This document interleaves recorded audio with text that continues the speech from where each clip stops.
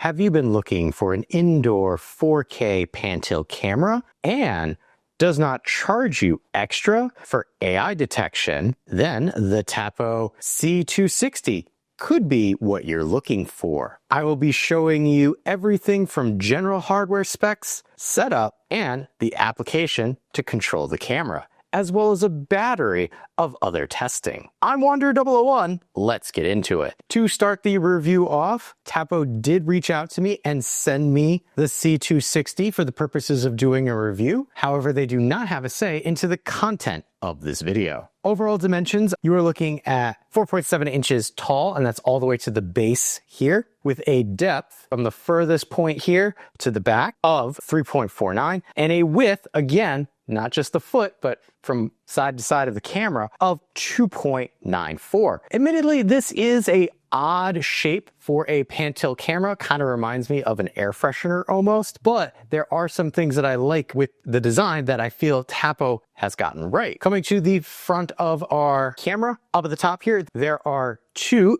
850 nanometer IR lights that project out up to 40 feet away from the camera. So in my testing, things do look rather good, even pronounced at the furthest point of my room that I was testing it in. To either side of our lens, we have a LED status light as well as a microphone. And then when we come to the lens itself, you are looking at a 1.27 CMOS sensor that gives you 4K resolution, 8 megapixel at 3840 by 2160. The camera supports 18 times digital zoom. Yes, it's not mechanical zoom, but for digital zoom, you do not lose any of the clarity when you pinch to zoom in on your target, and that's partially due to the large sensor size and 4K resolution. The field of view that you get with our lens here is 109.6 diagonal with a horizontal of 91.5 and a vertical of 46.1.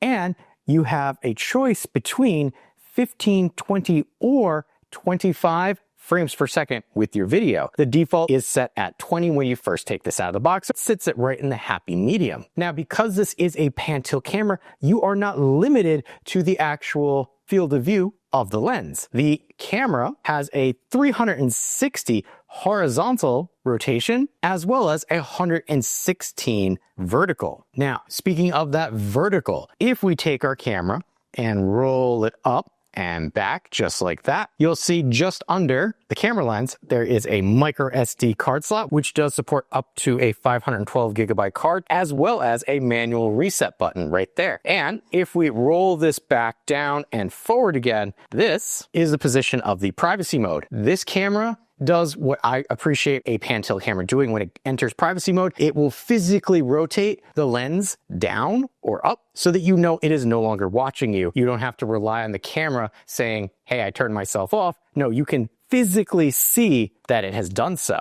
If we come around to the back of the camera, you do see the egg timer itself has a speaker, and just under that we have our base. There is a semi-cut rubberized foot here to support the camera, as well as if we come right here, you can see there is a USB-C port, as well as a nice chunk for the cable that powers this to sit in and not get in the way. You also do have your mounting slots there if you wanted to do something other than just place the camera down on a surface. Now, I mentioned the USB-C slot back there, and admittedly, Tapo provides you not only with a USB-A to USB-C cable and a wall plug for it, they also provide you what I'm going to call one of the most generous cable lengths that I have seen with an indoor camera in my years of testing. At 9.5 feet long, you are really not going to want for cableage with what Tapo provides you. The camera itself is Wi-Fi based and supports both the 2.4 and 5 gigahertz Wi-Fi spectrum. In all of my testing, I do have this on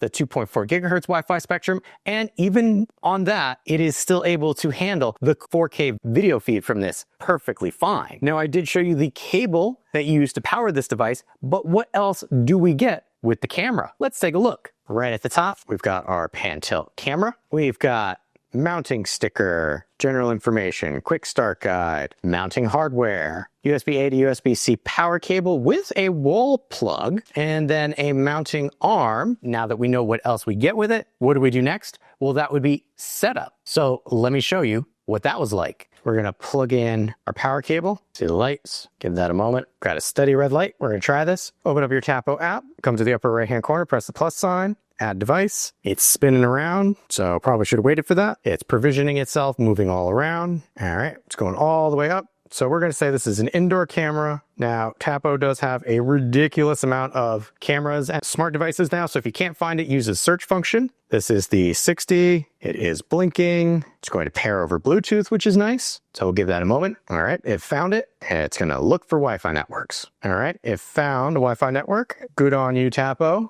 First screen is blurred out. Second screen, as I expected, wasn't, but we're gonna connect it to that Wi-Fi network. All right. Said Wi-Fi is connected, pairing to my Tapo device. Says give it a name. I'm just going to leave the name as is. Where is this going to be located? This is going to be in my living room. You can select an icon for it. There we go. I've got the same icon that the device is, and setup is complete. So it gives you directions if you're going to mount this on the wall, or I can do sounds good because I'm just going to leave this on the table as I am. Tapo Care, don't necessarily need it, but I'm going to say I got it. This is talking about putting in your local storage, which I did. So firmware, it's going to automatically check for firmware at this time, which is good. And we're going to select got it. There's our new Tapo camera. So it's giving you a little walk through as to information. Got it. And because I put in a micro SD card, it says I need to initialize. So we're gonna do that. But there you go. That was setup. With the setup out of the way, we move on to all of the things that the camera can actually do. AI notification of people, pets, friendly faces, AI auto tracking, no-go zones, and more. That's all done through the Tapo app. Let me show you. Here we could see it listed on my front page with all of my devices. It gives you the name, its location, and then there's a quick toggle to set the camera into privacy mode, which actively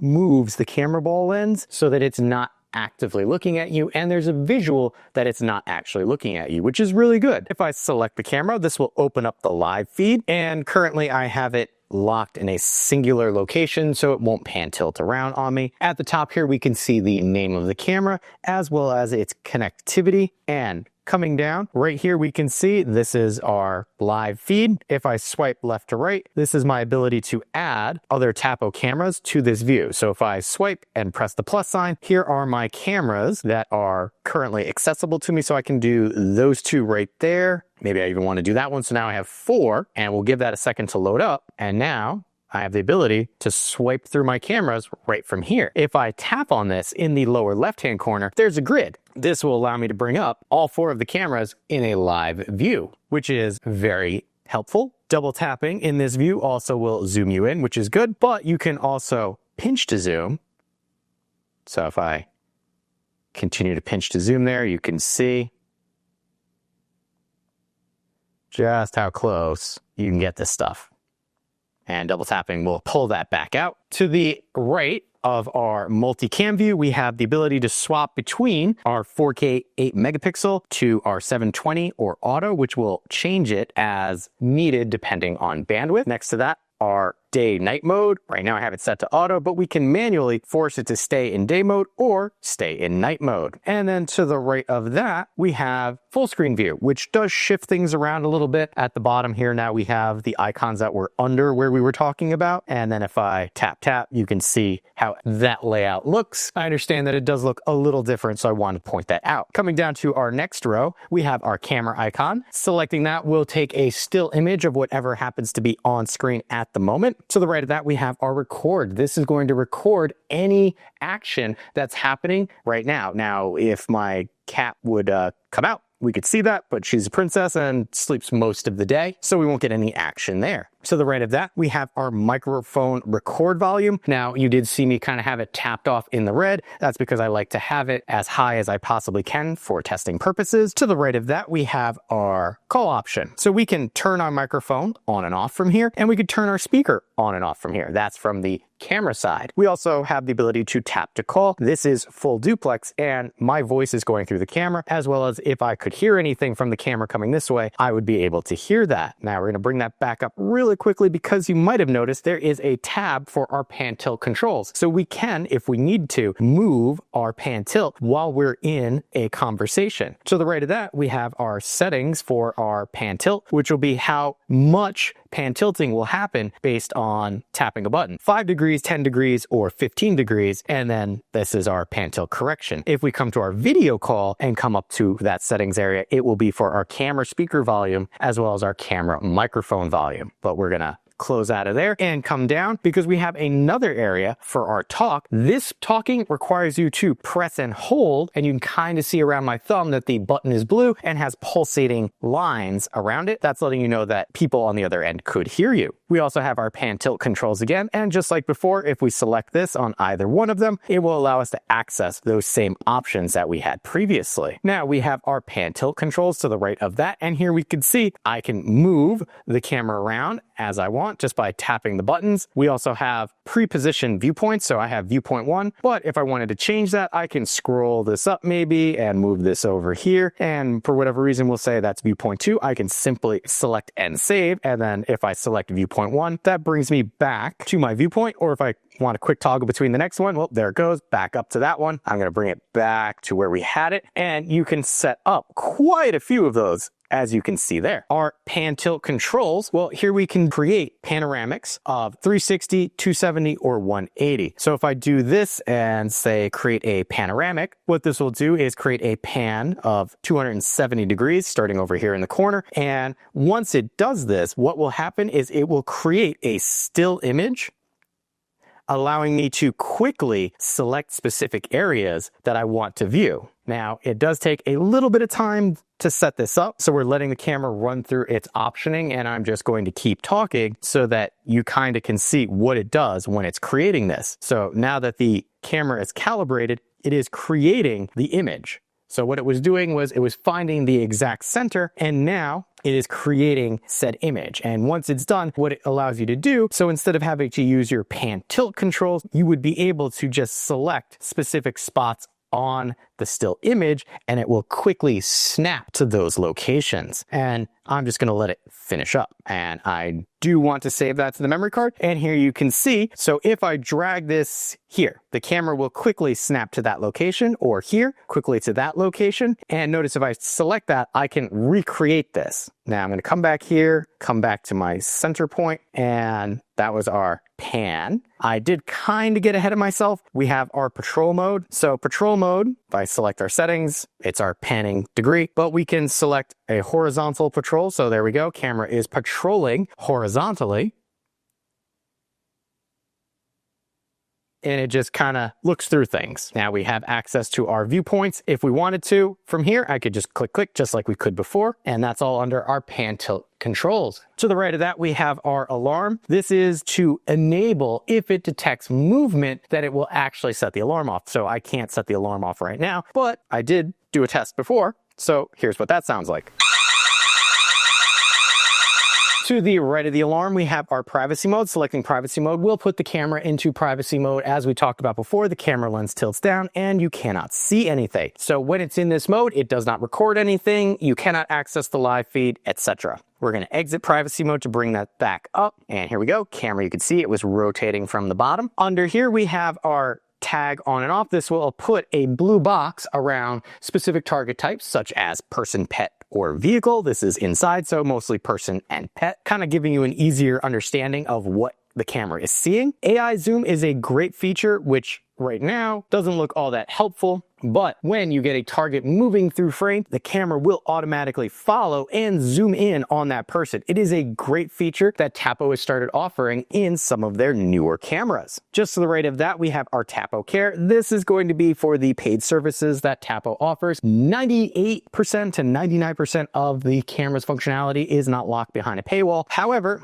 if you want 30 days of cloud storage instead of local storage, that's part of Tapo Care. Rich notifications, meaning if you don't just want a text-based notification, but you also want a thumbnail image, that's part of Tapo Care. Video summary, also part of Tapo Care, as well as weekly reports and smart sorting. And baby snap and growth recording. I have not tested that, but with an indoor camera, that would be more useful than with an outdoor camera. Coming down, we have our download and playback area. Currently, I have the camera recording in 24/7, so that's what these lighter shaded areas are going to be. If we come down to this one right here, this is an example of the tagging, which you could see right there on my pet.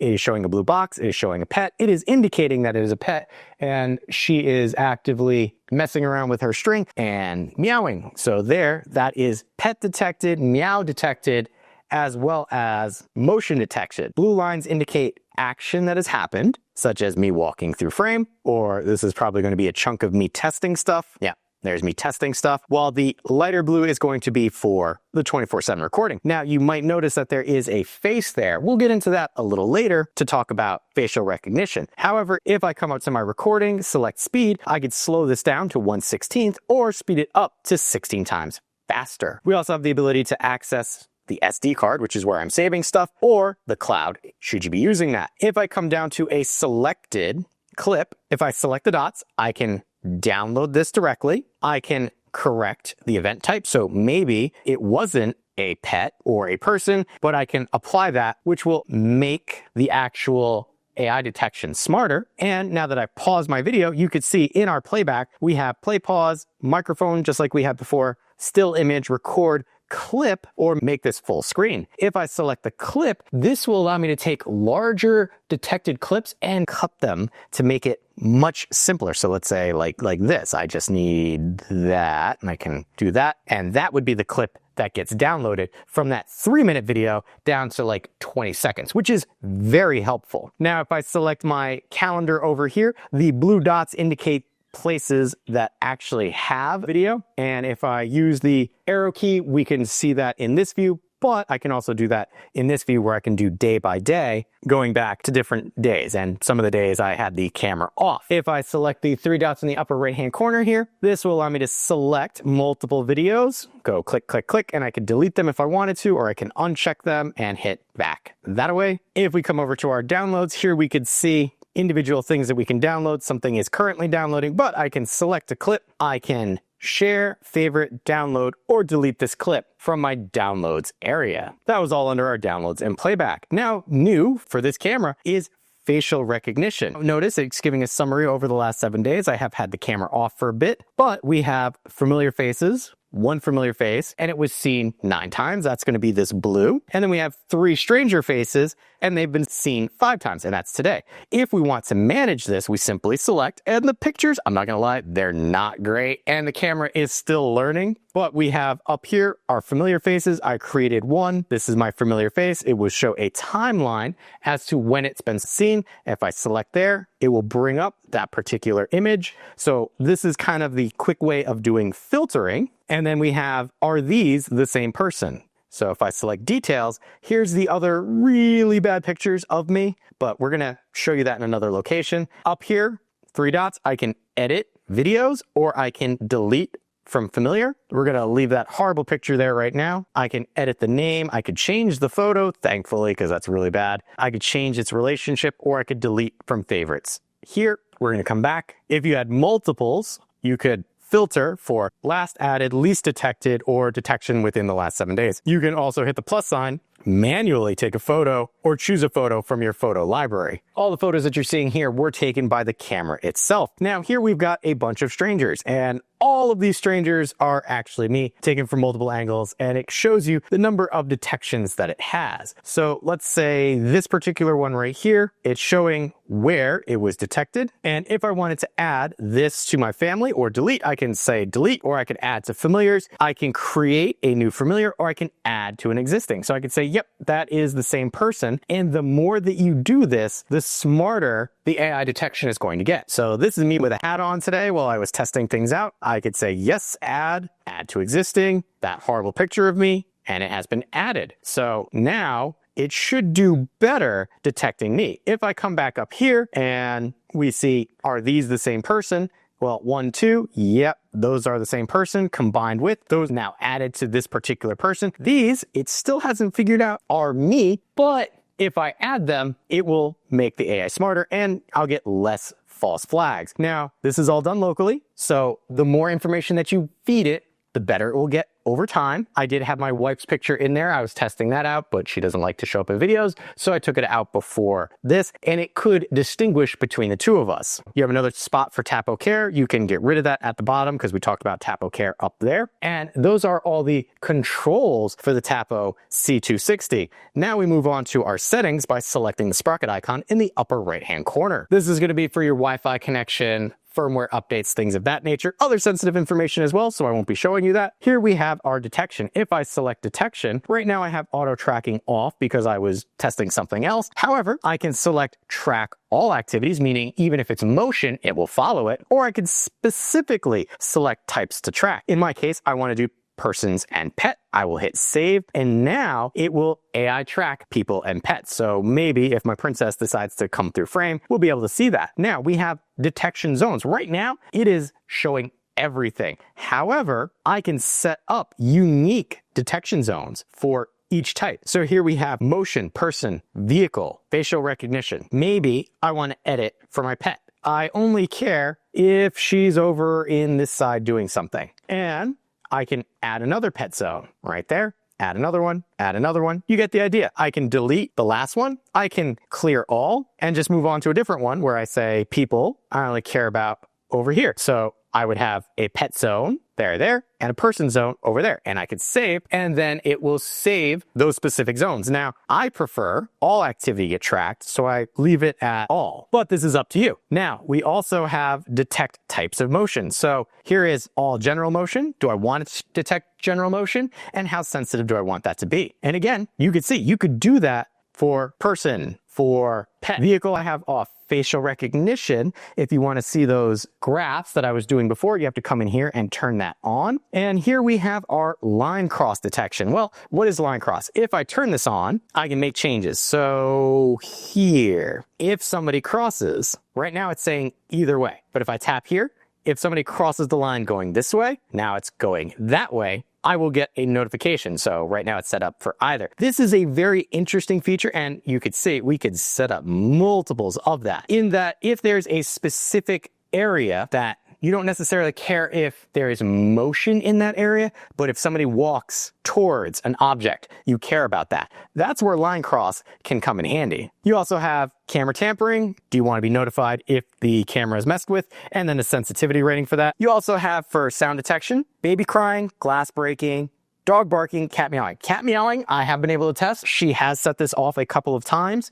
as we actually saw in that video where she was playing. And glass breaking has been interesting because it has gone off for me when glass wasn't breaking, but rather me moving dishes around in my kitchen. So the sensitivity of some of these things could be adjusted as you see right there. Play with it, find out what works best for you. Next, we have our alarm. This will allow us to turn on our alarm, and then it's alarm type, sound and light, or do we want just light or just sound? Sound type, we've got default, custom, we have volume, whether it's the default sound or a custom sound, and then our default sounds are siren, emergency, and red alert.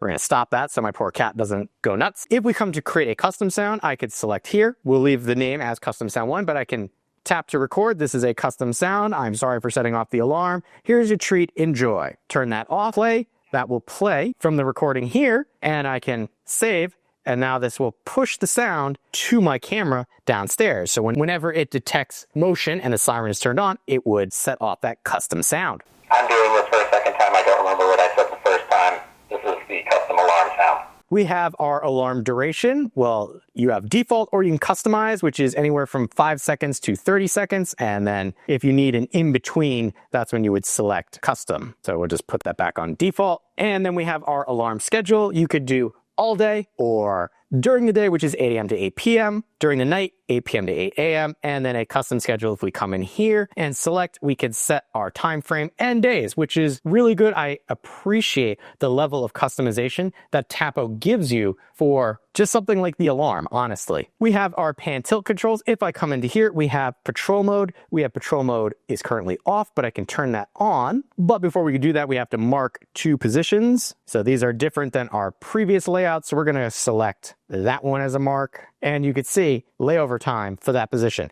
How long will it stay there? 2 minutes up to an hour. So we'll say, yeah, we'll do that and save. So this is different than our other patrol mode where this will actively move between 2 points that you have here. We can also reorder them, but only when it's off. So that is our actual patrol mode. Here we have our pan tilt angle. We saw this in other locations, 5 degrees, 10 degrees, or 15 degrees. And then pan tilt correction. This will rotate the camera around, putting it back to its true neutral position. We have our Tapo Care. This is another place to access that. We don't need to. Storage and recording. Well, right now we have our local storage. It's turned on. Our local storage is an SD card. Here you could see the actual storage being used on the card. And then do we want to loop the recording, meaning as it gets to the full position, it will just overwrite the oldest video. And then you have your format SD card right down there. Recording schedule. Well, right now I have continuous recording on for everything, but maybe we just want detection recording or no recording at all. I select the edit.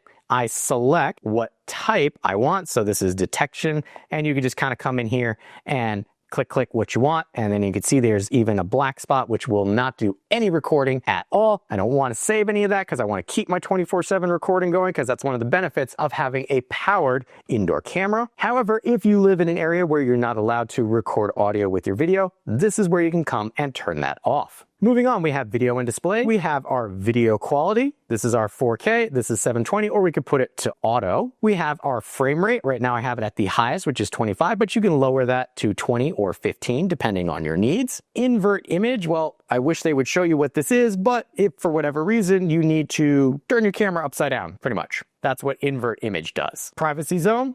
We have to set that up, but what this will allow you to do is set up a box that will prevent anything from being seen. So if I save this, this will not show up in my recordings. This will not show up in my live feed. And if I come to the live feed, here you go, you will see a black box allowing me to not see anything. The one problem with a privacy zone on a pan tilt camera is the box stays and the camera moves. So not as useful on a pan tilt camera. And I have tested other pan tilt cameras that will actually prevent you from turning on privacy zone if your pan tilt options are still in place. Image setting, we have kind of color temperature. So here's original. We can do cool, warm, soft, and you can see it's kind of changing the image. And then you also have the ability to change your image brightness. So if I come here, go back to original, and you've got a fairly dark area that you need to brighten up, you could do that, and you can see it kind of getting brighter there. We're gonna put this back to 50% because that's what it was at. And I'm going to select back. Detection tagging. This is the blue box that we talked about around a person or a pet. And it also has tag label. So you'll be able to know what is actually being tagged or viewed. On-screen information, you've got your display the time and date stamp, which I appreciate. You can come in here and select what type you'd like, how you'd like it displayed, as well as if you want 24 or 12-hour display. Here we have display text. This is also useful if you have the camera name. Yeah, that's perfectly fine. But maybe you have this in a specific location, such as Docking Bay 3. You could select that and it will become part of the video that you get to download later.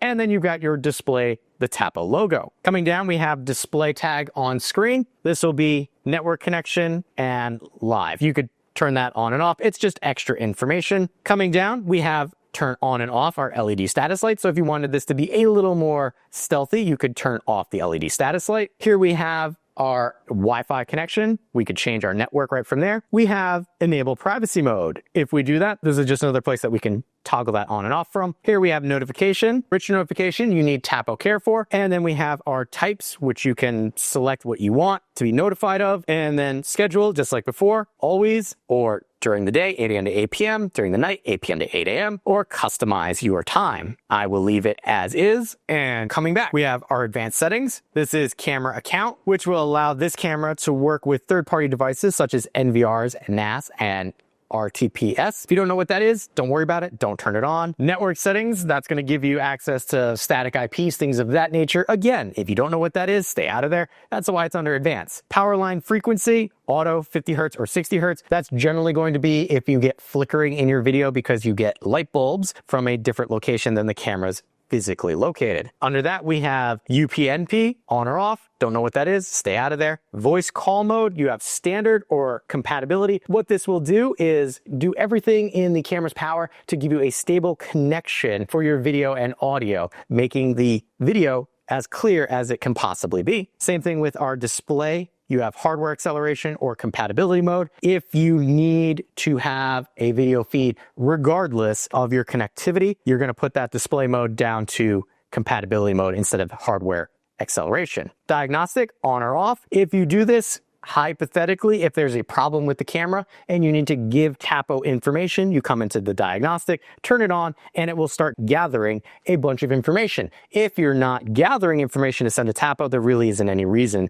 to turn that on. And coming back, we have under advanced settings, we have share device. This will allow you to share the camera view with another person who has their own Tapo account. So you just send them an invite that way. We have our smart actions. This is Tapo's if this then that scenarios. If a camera detects motion, turn on a Tapo light. These are actually really good. And the fact that they kind of give you preset ones already makes it even easier. You can set up actions based on whether you're home or leaving home, or you could set up your own. So automation, every time when this happens, then this happens. And it's really simple. And I'm really happy that that's integrated into the Tapo app itself, especially if you have other Tapo devices. You have your user guide, so welcome guide and mounting guide if you need them. You have your support center, user manual, product information, all the extra things that I might not be able to cram into this video, they're listed right there. We have our firmware, so you could select this and check for firmware. However, if during the setup process you left it on the auto,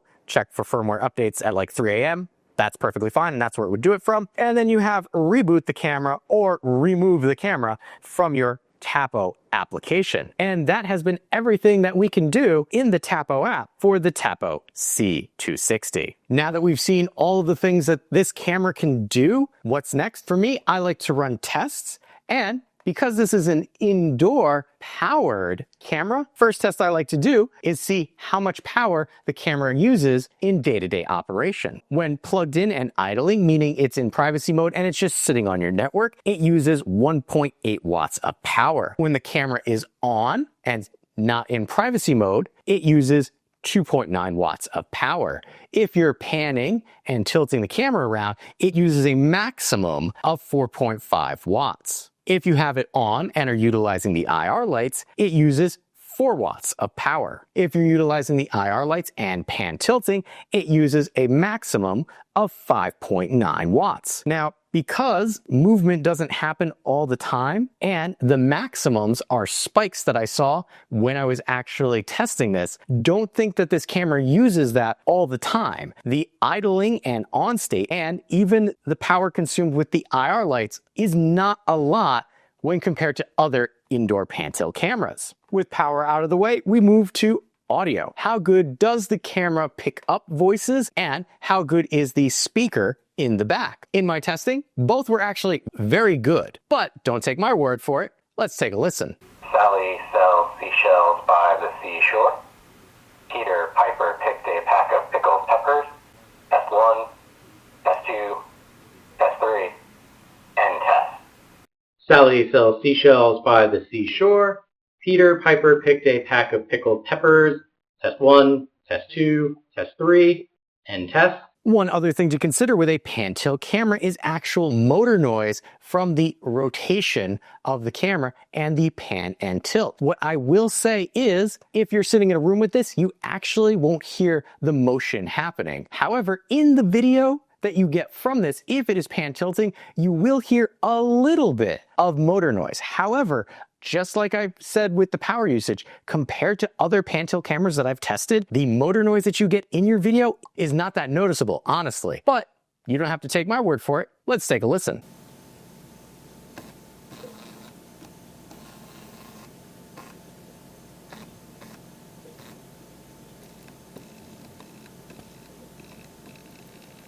Doing anything with the cat. Move this way. Go there. Around.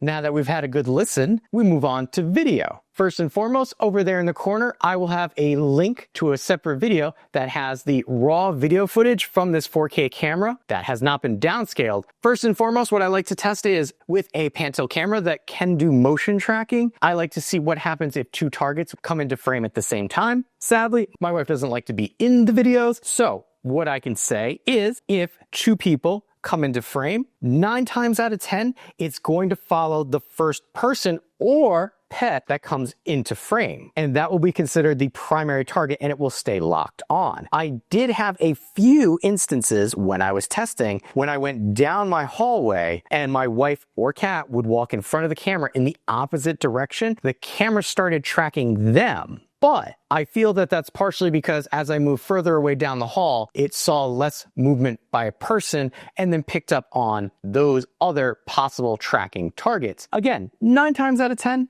is not bad in my opinion. Next, we move on to video clarity. In the daytime, where the camera is not moving, colors look bright and vibrant with a sharp picture with no motion blur or pixelation on moving targets. Clarity of people and pets in the video are good enough to make out fine detail and wording on clothing as well as facial details. When backlighting is greater than the foreground, faces will be a little darker but still clear. In the daytime, while pan tilting, colors still look bright and vibrant with a sharp picture, with good clarity of people and pets, with good details in features on clothing. While moving, there is, on the edges of the video, some fish eyeing noticeable, but overall the quality is still very good, even with backgrounds that do blur a little bit, but everything is still distinguishable as to what it is in the background. Moving on to low light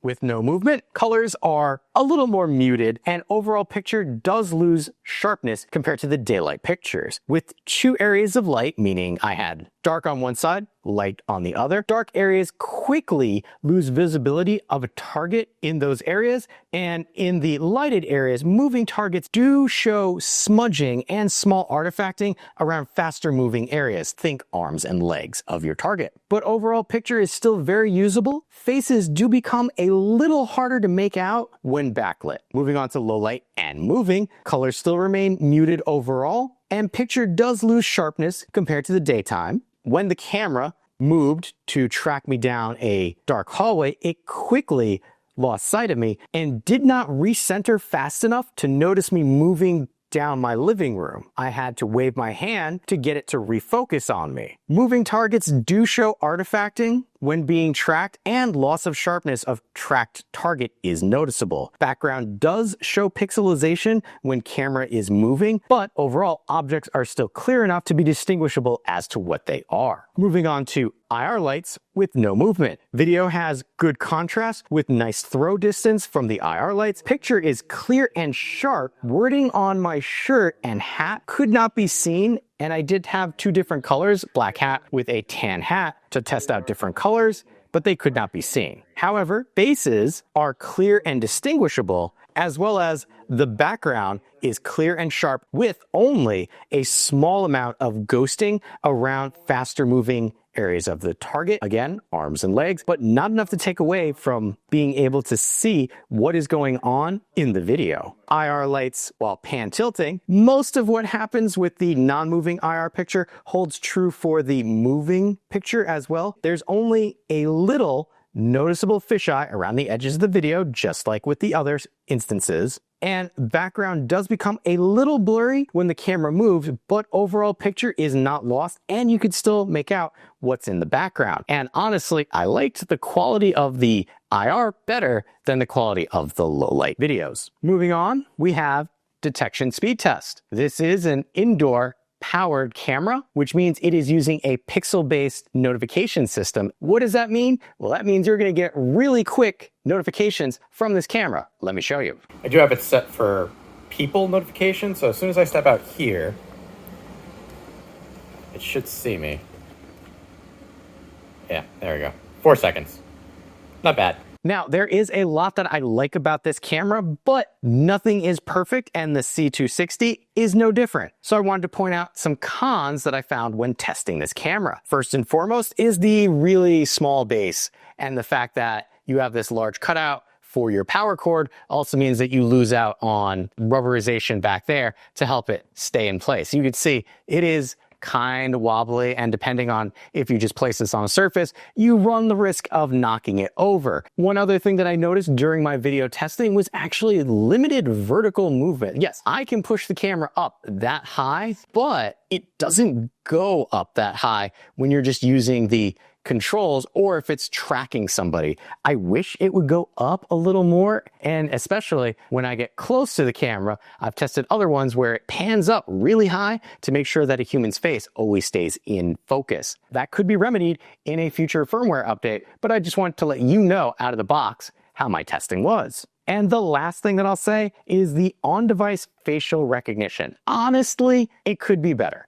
However, I will give it to Tapo that they're doing all of that on the camera itself, not relying on a hub like other manufacturers do to get you better clarity. My only hope is the longer that I use this camera and the more images that it gets of myself, my wife, and my cat, that I will train the model more. Just know in the time that I tested this for, it still had some problems recognizing me as a friendly face in different lighting areas or different angles. But I do applaud Tapo for giving me this option on a camera like this. And again, firmware in the future could help to improve that. Overall, well, the overall shape of the camera reminds me a lot of an air freshener, and the camera AI still needs a little fine tuning. That is not to say that this is not a good indoor pan-tilt camera. And if you're in need of a reasonably priced 4K camera like this, I can recommend the Tapo C260. Between the video quality and audio and AI smarts that do work well, that all helps to make this a solid camera and well worth checking out